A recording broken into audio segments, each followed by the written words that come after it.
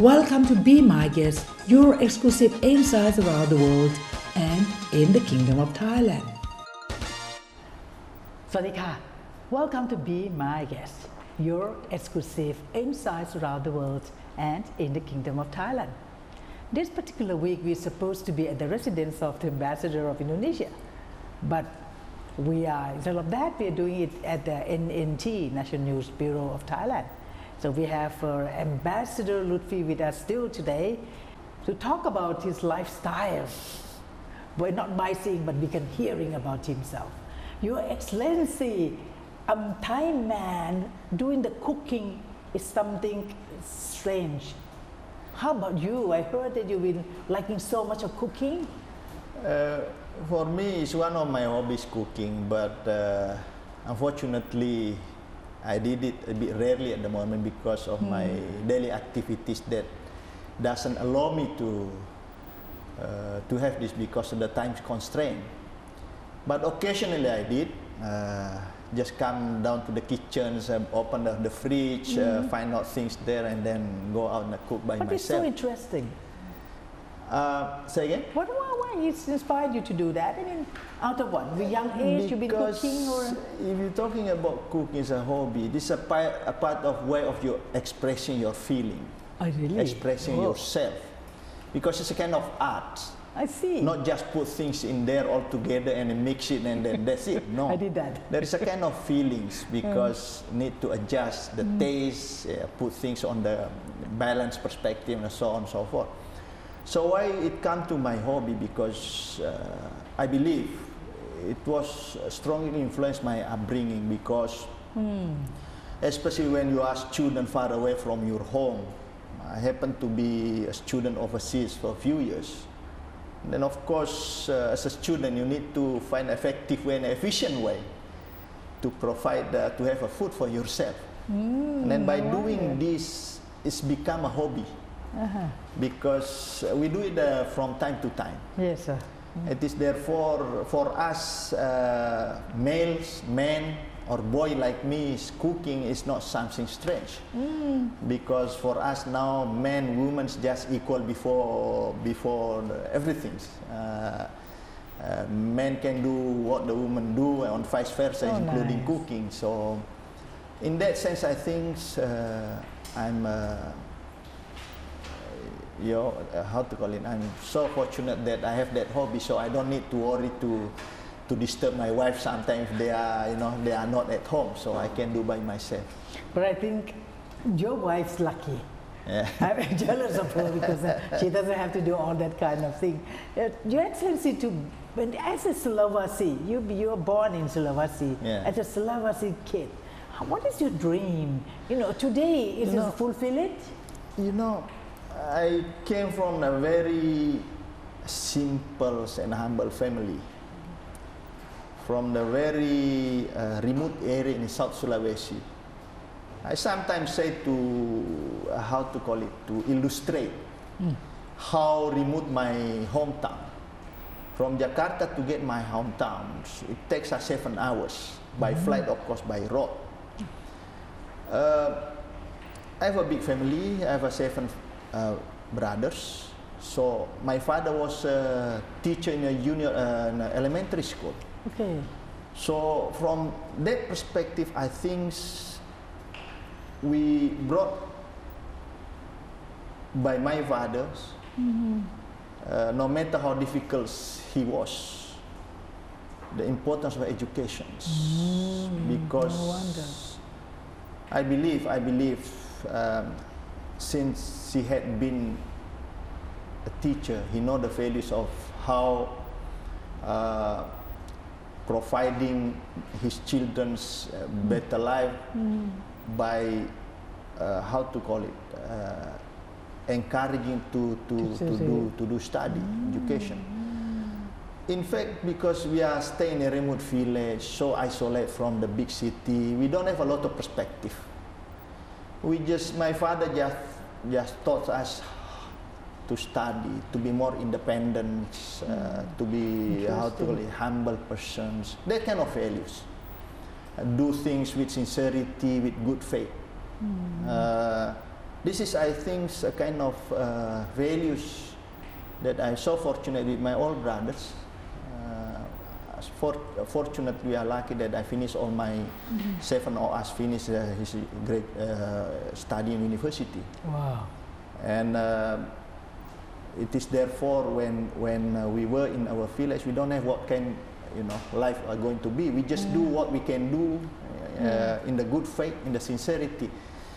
And I come to this stage, I think, of course, we are continuously praying God Almighty to guide us while we working hard, because performing, praying, just, for that it's not enough. You have to work hard. Yes. Because I'm a Muslim. There's a teaching as Muslims, you cannot change your faith unless you work hard to change your faith. This is, I think, something. So I never realized before that I'm going to be a diplomat, because we never, in the very simple family living in the countryside, you don't know what kind of things about diplomat.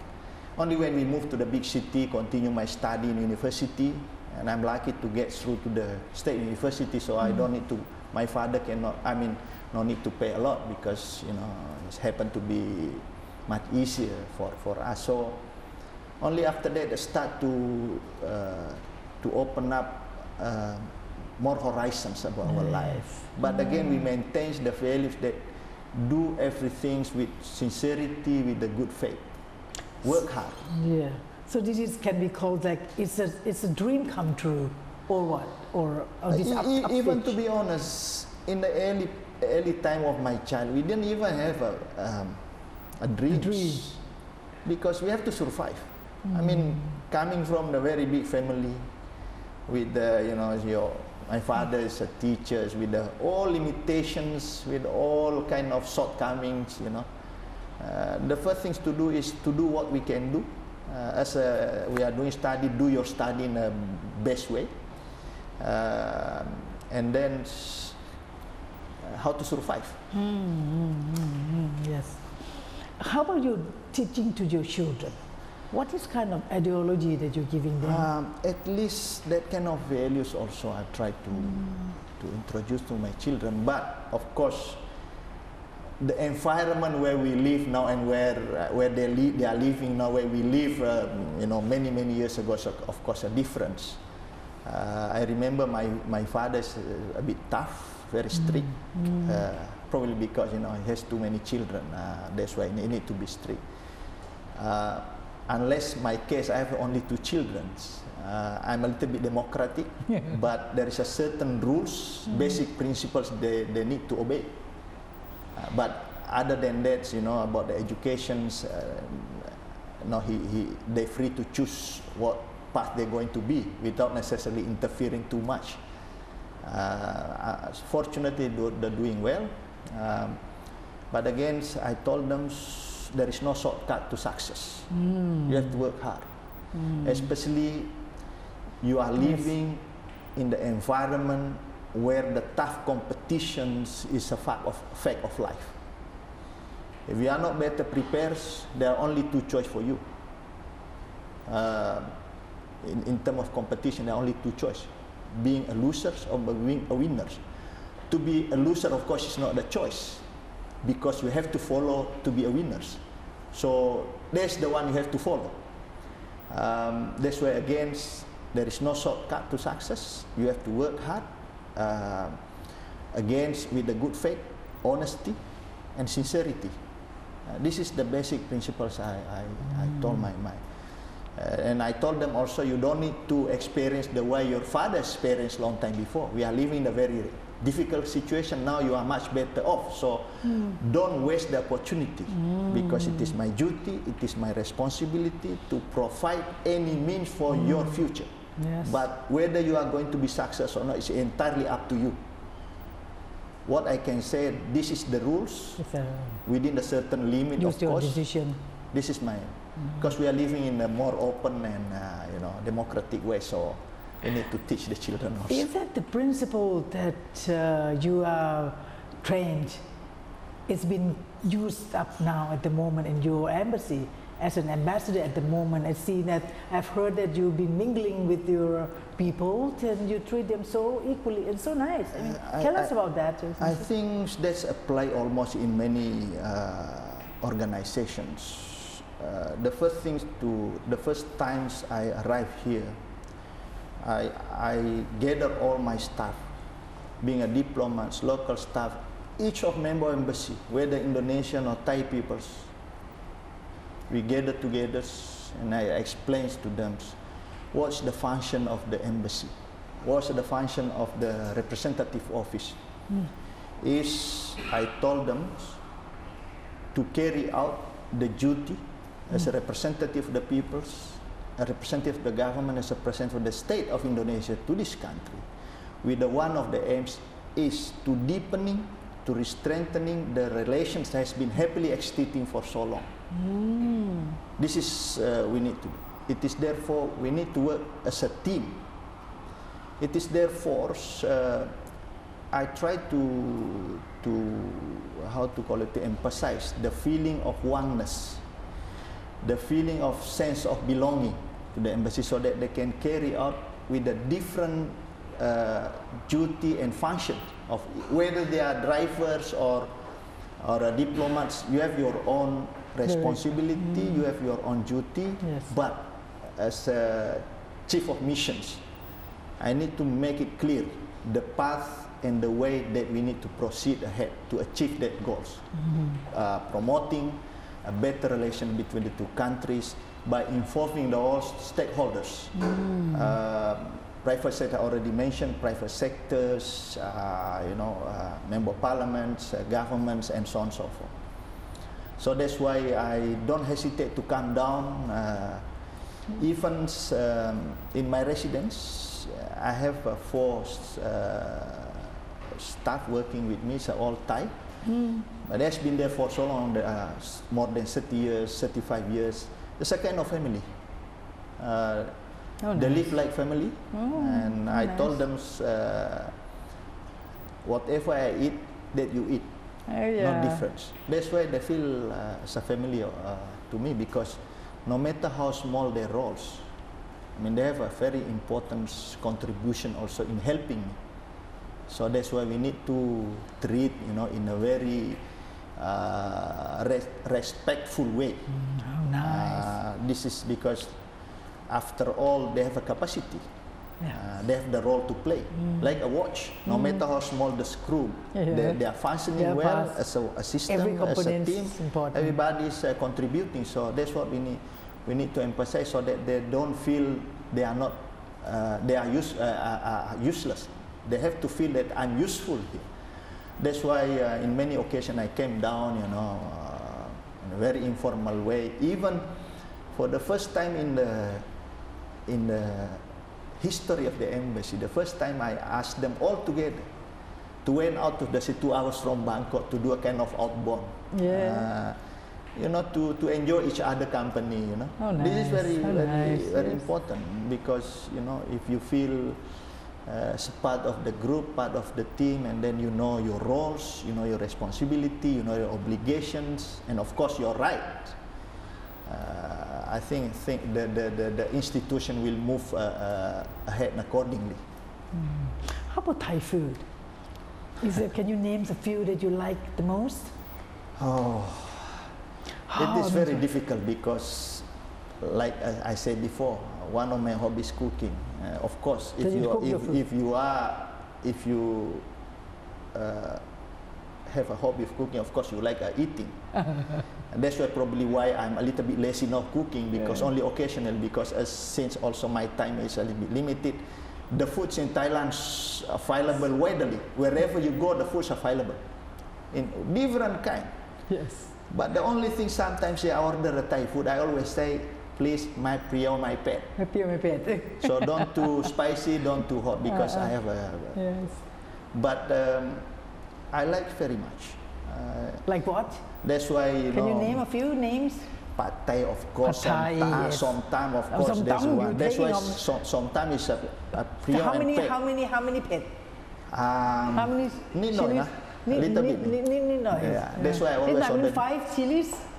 Less than. Less than that. And then, of course, tom yam goong, tom yam pla, everything. I mean, the most important thing, don't put it too hot. For me, I used to like it because, I need to adjust my stomach. Another one I like most wherever I go, especially when I'm going to the countryside. Very famous for me. There are two kinds of fish, pladuk and plachon. Pladuk and plachon. Yeah, I like it very much. So that's why I happen to go to Samyang market. Samyang market. Samyang market. Yes. To buy fresh fish, seafood for me because I like seafood. I came from the eastern part of Indonesia where the seafood's available everywhere. And the food here is very fresh. The fish, the shrimps, you name it. Still alive sometimes. Yes. So, if you ask me whether I like Thai foods, of course, I like it very much. Especially, I live in the around my embassy. A lot of foods, small restaurant, big restaurant. Yeah. We really enjoy it. Yeah, it's go without saying. There is a particular place I've heard about it. You have told me some time also that there's a city in your country, and how come it be the similar name with the Makassar here, or what is actually? Tell us what's going on. I heard the story about this, but I need to go deep into that. I heard that, I came from the island of Sulawesi, where one of the ethnic groups is very famous of traveling. They are seafarers. All right. The people of Makassar. Oh yes. They're traveling as far as Malaysia in the past, even to Madagascar. They're good in seafarers. That's why we have a lot of in Malaysia, in many where, even in South Africa, Makassar people. And I found here also there's a place where Makassans, and I believe, and I was told that in the past there are some numbers of Makassar with a different reason come over to work and then stay there. Gardeners, I heard also sometimes a kind of working security to certain, certain family here in Thailand. But I just know that everybody left. Nobody stay. Unlike Kampung Jawa here near the Masjid Jawa, the people from Java still there. But Makassar, the people from Makassar, I believe, is already gone back because it's just not in the bigger number. There's, I believe, the connectivity. Yes. The Makassar people. Yeah. How about the Java people? Can you say more about these Java people in the mosque? They are what? I heard also migrated. Yeah, of course they migrated before, because as I say. As I mentioned also in many occasions, that historical links, cultural links, they visit, many people from Java visiting this country with a different reason, including the one that during World War II, they came off as a labor working in some places here in Thailand, one of the Kanchanaburi, I think. Some of the family live, and even in the past few years ago, some of the family works in the embassy, but they are all generation and passed away already. Yes, sir. But I heard also that many people still from Java stay in around the place what we still now we have Masjid Jawa, Javanese mosque. And even I visited the graveyards, also the family of the Javanese early settlement there. Interesting. Yes, we have also Indonesian mosque. I believe there's also connection with Indonesia. Another one I visited, Masjid Harun. It was built up by Indonesian Arabic descendants back when they do kind of trading alongside the Chao Phraya rivers. Right. But again, about Makassar, I think I need to do more research because not many literatures available for this. But that's the information I got. Yeah, interesting. You see, Your Excellency, before we leave the audience, we would like you to give us an idea of the concept of life. It is very difficult, as I'm a humble person, I'm ordinary citizens also. So if I was asked to give advice to the people how to live, of course, people have a different philosophy, different perspective, a way of life. But at least based on my personal perspective, and I believe it is shared by many other peoples. Of course, life need to be bring benefit to the mankind, because your life will be worth it if you can contribute to the life of the others, can contribute to the betterment of humankind. It is very noble things. But again, if we can have these values, helping each other, honesty, sincerity, good faith, and of course work hard.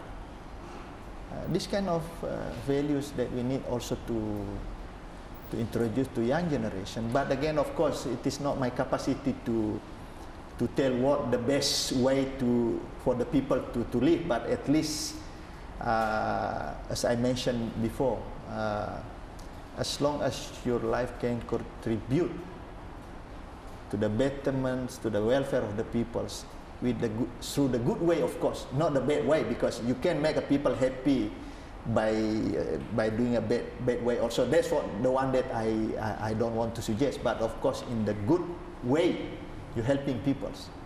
This is very important. Yeah, this is all that we have listened to Ambassador of a representative of the country from the Republic of Indonesia. And whatever we listen today, it seems to be like, to me, actually very useful. It's a fruitful for me, especially when listen to you, and I hope the same to you, audience, also.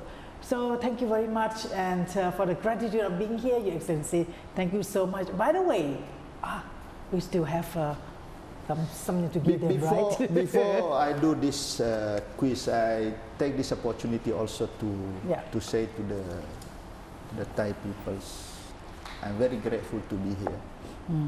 As a good friend of Thailand, I'm honored to serve my country, to this great country of the Kingdom of Thailand. And then, of course, our duty is how to sustain, how to maintain this cordial and better relation between the two countries, between the peoples. And I also would like to thank everybody to make my work here much easy. I'm traveling around from Bangkok to many provinces. I'm very grateful to them. I'm thankful to them. That's why I would like to say Kap Kun Krat. And then also I would like to take the opportunity to say Sung Pra Chareun once again. Thank you very much. Oh, very touchy, really. So you're still having them, giving them this? Yes, it's a quiz. I just mentioned a few minutes ago. I just want the public or the audience to mention two mosques here in Bangkok that was built by Indonesians' origins. What the names of those mosques? You got it? He repeatedly say that. You got it. So if you know the answer, check up on the internet. So SMS your name to 081 649 5656. So, and these are the very valuable presents from the ambassadors. But you have another question, right, for them? What is it? Yes, this is small token of friendship from Indonesia. Another question is, I hope you listened before that I like to do something as my hobby. Can you mention that's hobby of mine, my hobby? Send in your SMS your name and answer to 081 649 5656 and see you there. So thank you so much, Your Excellency. So this is His Excellency Mr. Lutfi Brows. Thank you so much. ขอบคุณค่ะ Your Excellency